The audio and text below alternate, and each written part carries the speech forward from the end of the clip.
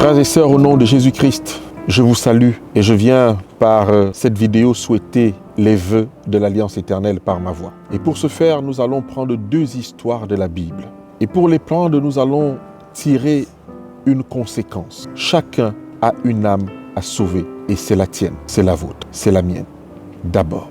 Alors pour faire cela, je vais prendre deux histoires de la Bible rapidement pour que vous puissiez comprendre où nous voulons en venir et vous souhaiter nos vœux. La première histoire se trouve dans le livre d'Exode. Moïse est dans le désert, il a déjà récupéré les enfants d'Israël entre les mains de Pharaon. Dieu a déjà fait un certain nombre de prodiges avec, mais c'est un peuple au cou raide. Et à un moment donné, Dieu décide de supprimer le peuple d'Israël. Et Moïse dit, Seigneur, je te prie de ne pas faire cela. Si tu fais cela, enlève-moi de ton livre de vie. Et Moïse dit à Dieu, mais que vont penser les rois pour lesquels tu as fait des prodiges pour Israël? Alors Dieu de dire, ok, je vais aller dans ton sens. Et Moïse a été malmené dans le désert à plusieurs reprises. Ce peuple, pour qu'il plaide, a failli le tuer. Nuit était l'intervention de Dieu. Alors avec cette pression du peuple, Moïse va frapper le rocher à deux reprises. Et Dieu va dire à Moïse, à cause de ce que tu viens de faire, alors que c'est l'homme le plus patient du monde, à cause de ce que tu viens de faire, tu ne verras pas la Canaan terrestre. Mesdames et messieurs, frères et sœurs, chacun a une âme à sauver et c'est d'abord la nôtre. Moïse a plaidé devant le Seigneur des semaines, des jours, peut-être même des mois. Mais Dieu lui a dit, ne me parle plus jamais de cette affaire. Monte sur la montagne et tu verras la Canaan de loin. Et c'est ce que Moïse a fait. Il est monté sur la montagne, mais l'histoire ne s'arrête pas là. Peut-être que je n'ai pas encore assez lu la Bible, et certainement. Mais Satan a réclamé le corps de Moïse. Lorsque vous lisez dans la Bible, il n'est pas mentionné que Satan a réclamé le corps d'un prophète, le corps d'un serviteur de Dieu. Mais en ce qui concerne Moïse, l'homme le plus doux du monde, le plus patient du monde, Satan a réclamé son corps. Pourquoi? Parce que chacun a une âme à sauver et c'est d'abord la nôtre. Vous allez entendre beaucoup de choses et vous allez entendre des choses extraordinaires. La parole de Dieu vous commande et me commande. Dans 1 Thessaloniciens 4, verset 11, que chacun se mêle de ses affaires. La Bible nous enseigne de ne pas détester quelqu'un par ricochet parce que vous entendez ceci de lui. Tant que vous n'avez pas vérifié l'information, la Bible dit, mêlez-vous de vos affaires. Que quelqu'un ne vous entraîne pas à détruire l'autre, à salir quelqu'un d'autre parce qu'il aurait des raisons. Non, mes frères et sœurs. Vérifiez chaque information. Parce que Jérémie 17, verset 5 dit « Maudit soit l'homme qui se confie à un homme ». Lorsque vous serez devant le Seigneur, vous ne serez pas avec celui qui vous a conseillé.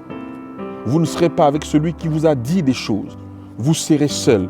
Et si vous n'êtes pas, vous serez seul face à la parole de Dieu. Et si ce que vous dites n'est pas porté par les commandements de l'Éternel, alors vous avez un problème.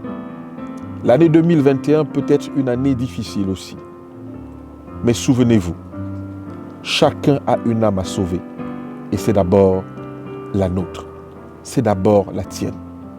La deuxième histoire dans la Bible, c'est l'histoire de Paul, son dernier voyage. Lorsqu'il revient et qu'il rencontre les disciples, Jacques et les anciens de Jérusalem lui disent « Il y a beaucoup de rumeurs qui roulent sur toi. On dit que tu es en train de décrier la loi, tu demandes aux païens de ne pas respecter la loi. » Alors il y a 4 hommes qui vont aller faire un sacrifice. Alors occupe-toi de leurs dépenses, va avec eux dans le temple, purifie-toi. Et lorsqu'on te verra dans le temple, on dira que ce qu'on dit de toi est faux. Qu'est-ce que Paul va faire? Paul va dire, ce sont les aînés qui me l'ont dit. Ce sont les gens qui ont marché avec le Seigneur Jésus qui l'ont dit. Ce sont des gens qui sont remplis de l'esprit qui l'ont dit. Alors Paul va faire ce qu'on lui a demandé. Mes frères et sœurs, c'est là qu'on va arrêter Paul. C'est là qu'il sera battu, fouetté, malmené, jusqu'à se retrouver à Rome. Lorsque vous allez lire l'esprit de prophétie, la parole de Dieu déclare que ce conseil que lui ont donné Jacques et les anciens du peuple et les disciples remplis de l'Esprit Saint ne venait pas de Dieu. Une fois de plus, chacun d'entre nous a une âme à sauver. Paul se retrouve à Rome. Il n'a pas la visite des disciples. Il n'a aucune lettre de réconfort des disciples. On ne lui envoie aucune ambassade pour le soulager.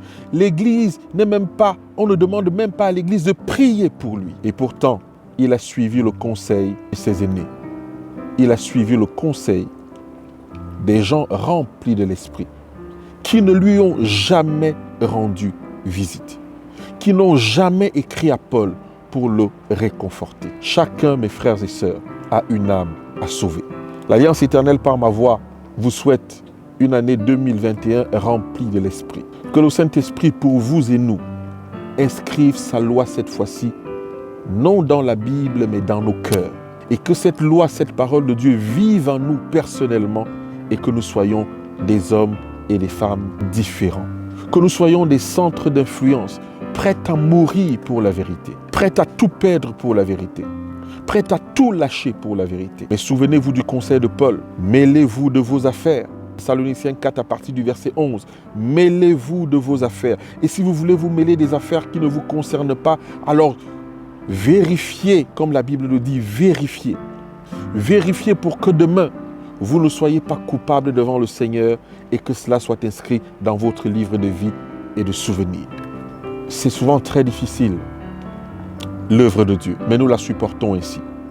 Alors que le Seigneur vous bénisse, bénisse vos familles, bénisse vos épouses, vos maris, bénisse l'œuvre que vous faites, que le Seigneur bénisse vos efforts pour son œuvre et que l'année 2021 nous serve à placer le drapeau ensanglanté de Jésus-Christ sur les toits de nos maisons, même si quelques-uns d'entre nous doivent tomber, qu'il y ait du relais pour que ceux qui sont au loin aient la possibilité de continuer à voir ce drapeau ensanglanté et avoir de l'espoir. Que la paix soit avec vous, mes frères. L'Alliance éternelle vous souhaite une bonne année 2021 sous la couverture du Saint-Esprit, au nom de Jésus-Christ. Amen.